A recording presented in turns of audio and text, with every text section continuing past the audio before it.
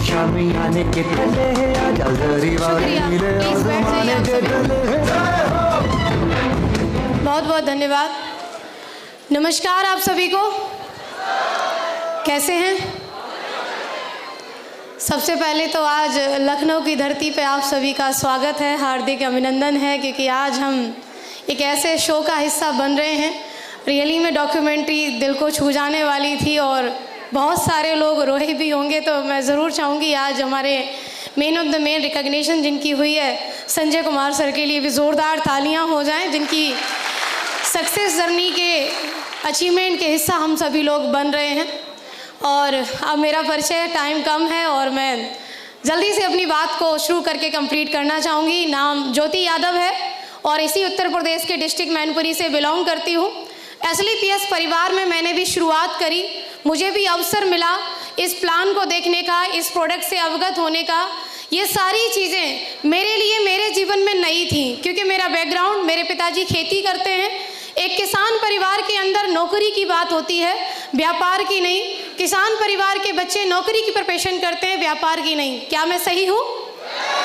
और मेरे जीवन में बिल्कुल वैसा ही चल रहा था। पढ़ाई करते हुए हर वक्त पल पल मेरे माँ बाप एक बात कहते थे।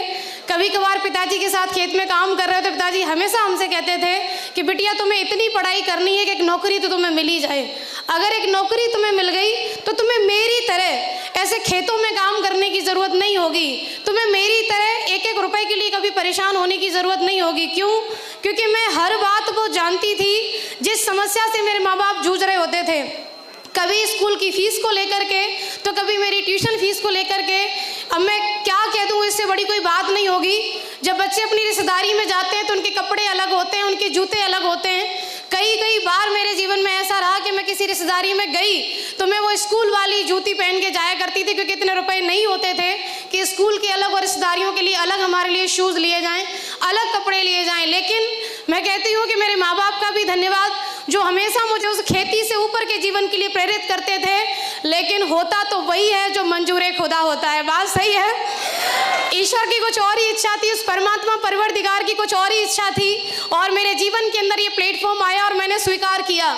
मेरे पास कोई जॉब नाम की चीज़ नहीं थी, मेरे पास आमदनी के नाम पर कोई सोर्स ऑफ इनकम नहीं थी। मैंने 1 रुपया भी कभी इस डायरेक्ट सेलिंग इंडस्ट्री के पहले नहीं कमाया। मैंने ज्वाइन किया, पूरे विश्वास के साथ ज्वाइन किया और शुरुआत हो गई बिजनेस की। प्रोडक्ट लेने के बाद सबसे अच्छी बात मेरे जीवन के अंदर जो रही वो ये कि मेरी मम्मी को अच्छे रिजल्ट आए, मेरी मम्मी को अच्छे परिणाम आए। उनकी जो कलाई की हड्डी बढ़ रही थी उसमें अच्छे रिजल्ट के बाद हम लोगों को बताना शुरू कर दिए, लोगों को अवेयरनेस देना शुरू कर दिए।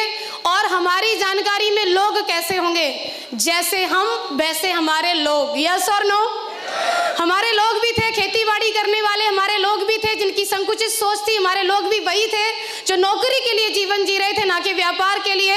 लेकिन जब उन लोगों के साथ जाकर के शेयर किया, बहुत सारे लोग ऐसे रहे जिन्होंने हाँ में जवाब दिया, और कई सारे लोग ऐसे रहे जिन्होंने सिर्फ ना ही नहीं किया, साथ ही साथ उपदेश दे दिए, सलाह दे दी, तुम ये कहाँ फंस गई, तुम्हें ऐसा नहीं करना चाहिए था। तुम्हें पता है लड़कियां कभी व्यापार करते हुए पूरे गांव में तुमने देखी? कोई लड़की इस बिजनेस में सफल होते हुए देखी? कई सारी बातें उनकी होती थी, शहर की होती तो शायद कर लेती, तुम शहर में पड़ी बड़ी होती तो शायद तुम्हें ये काम कर जाती, तुम सफल हो जाती। जो भी चीजें रही, मैं कहूंगी इन सारी चीजों में धन्यवाद मेरे अपलाइन का। एक बार जोरदार तालियां मेरे सभी फ्रंट ऑफ लाइन में बैठे मेरे मेंटर्स का, मेरे अपलाइनों का। एक शख्सियत, एक वो व्यक्ति आपके जीवन के अंदर, आप बाहर जाकर के कुछ भी कराओ, लेकिन जब आप दुखी होते हो, जब आप परेशान होते हो, तो आप उस व्यक्ति को ढूंढते हो जो व्यक्ति आपकी बात सुने।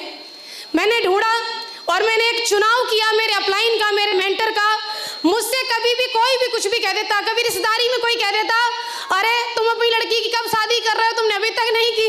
कभी रिश्तेदारी में कोई ये बोल देता, कितना और इसको काम करवाओगे, तुम लड़की की कमाई खा रहे हो। फिर माँ बाप मुझे सुनाते और मुझे कोई नहीं दिखाई देता, मुझे कॉल दिखाई देती, मैं कॉल करती, माँ गुरुजी अब तो मेरे से ऐसे कह दिया, अब मैं किसी की नहीं सुनूंगी।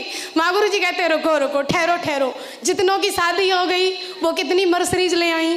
फिर मुझे समझ में आती बात तो सही है, फिर मैं समझती, आगे काम करती, आगे बढ़ती, और मैं कहूँगी हालांकि मैंने एक बात के लिए दोबारा तो कभी फ़ोन नहीं किया, लेकिन जीवन में जब कोई नई बात ऐसी आई जिसने मुझे परेशान किया तो मैंने एक ही दरवाज़ा खटखटाया, वो मेरे अपलाइन, मेरे ग्रेट मेंटर महागुरु जी मिस्टर दिलीप चौबे सर के लिए बस जोरदार तालियां हो जाएं, जिन्होंने पग पग मेरा साथ दिया, मेरा मार्गदर्शन किया।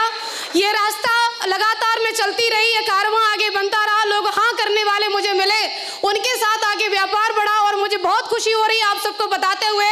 हाँ, मैं गांव की रहने वाली हूँ, हाँ मैं किसान की बेटी हूँ। तो क्या हुआ, मैंने शुरुआत किया गांव से बिजनेस का, जीरो की टीम बनी, जीरो से लेकर के आज हजारों लोगों का नेटवर्क, एक रैंक से लेकर के 10वें रैंक की प्राप्ति, डायमंड रैंक मेरी आईडी पे क्वालिफाइड हुआ, 1500 का बोनस अमाउंट आया और 1500 के अमाउंट से स्टार्ट होकर के 17,40,000 भी एक गांव की लड़की ले चुकी है। मुझे गर्व है ये कहते हुए कि मैं लड़की हूँ। Thank you. पैदल से जाया करती थी व्यापार के लिए, मैं पैदल से किसी को समझाने जाती थी, लोग मुझे समझाते थे तुम्हारी कंपनी इतना नहीं कर सकती कि स्कूटी दे दे। बेचारी, जब वो पीछे से ऐसे कहते हैं ना बेचारी, इसको देख देख के तो ऐसे लगता था कि जब मैं अपने भाई की शर्ट पहन के दिन के 10 बजे जब आके गेहूं काट रही हूँ तब मैं बेचारी नहीं हूँ, जब मैं बोझा ला रही हूँ खेत से तब मैं बेचारी नहीं हूँ, दराती खुरपी मेरे हाथ में है तब मैं बेचारी नहीं हूँ, एक अच्छा सा पेन पकड़ के मैं 100 करोड़ का फोल्डर लेके इसे प्लान कर रही हूँ, मैं बेचारी हूँ। अब मैं बेचारी कैसे हो सकती हूँ? मन में तो आता था कि एक दिन तो तुम्हें जवाब देंगे, क्योंकि मेरे से मेरे को ललकारने वाला व्यक्ति ज्यादातर उम्र में बड़ा होता, और कहते हैं कि बड़ी उम्र के लोगों के मुंह नहीं लगते। यस और नो? मुंह नहीं लगते। मेरे अपलाइन ने बोला कि आप जवाब मत देना, आपकी कामयाबी बोलेगी, और कामयाबी ने जवाब दिया। मैंने स्कूटी परचेज की, स्कूटी से गांव से निकलती तो गांव वाले ने बोला ऐसा कौन सा काम करती है, सुबह को जाती है रात को आती है, तो मैंने 2022 में घर ही छोड़ दिया, हटाओ गांव ही नहीं जाएंगे वापस। स्कूटी से निकली थी मैं मेरे गांव से 2022 में, 2022 की ही मैंने 20 जून को 14 लाख की किया सोनेट परचेज की, घर गई तो मैं कार लेके गई। अब गांव वालों ने बोला लगता तो है कंपनी बढ़िया है, कुछ तो ठीक कर रही है, घर नहीं आती लेकिन कार लेके आई है, चलो तुम्हारी बिटिया ने अच्छा किया। कुछ लोगों ने बोला एक ही तो ले आई हो, कौन सी बड़ी बात है, फोटो में तो दिखाते हो बड़ी बड़ी कारों की, खुद ले आई 14 लाख की। तो उन्होंने कहा समय तो आएगा, और समय आया। इसी साल की 16 जनवरी को इसी असली पीएस वेलनेस की वजह से, मेरे मेंटर्स की वजह से, अच्छे प्रोडक्ट की रिजल्ट की वजह से, ये गांव की रहने वाली लड़की 60 लाख रुपए की ऑडी A4 भी इसी लखनऊ से परचेज करी मैंने, वो लेके मैं अपने गाँव गई। और वही, थैंक यू, वही गाँव वाले, गाड़ी तो लंबी है, कितने की होगी, किस्तों पे आ सकती है, किस्तों पे अगर आ सकती तो इसको लोन किसने दिया होगा। मैंने सोच लिया कि तुम बोलते रहोगे और मेरा काम है करना, मैं करती रहूंगी। आज डायमंड रैंक है, आज स्टेज के माध्यम से महागुरुजी मिस्टर महिपाल सर को मैं एक कमिटमेंट करना चाहती हूँ, क्योंकि गुरुजी का नाम MLN किंग भी है, तो मेरा एक कमिटमेंट पक्का वाला ये है, गुरुजी आज मैं यहाँ पर आई हूँ, डायमंड बन के आई हूँ, और बहुत जल्द आपकी टीम के अंदर मुझे करोड़पति बन के आना है, मैं आपसे मिलूंगी ब्लू डायमंड बन के। और मेरा कमिटमेंट इस बात का है, महागुरुजी मिस्टर दिलीप चौबे सर की टीम में मैं पहली लड़की डायमंड बनी और पहली करोड़पति बन के बहुत जल्दी आप सबके बीच में आऊंगी। Thank you so much.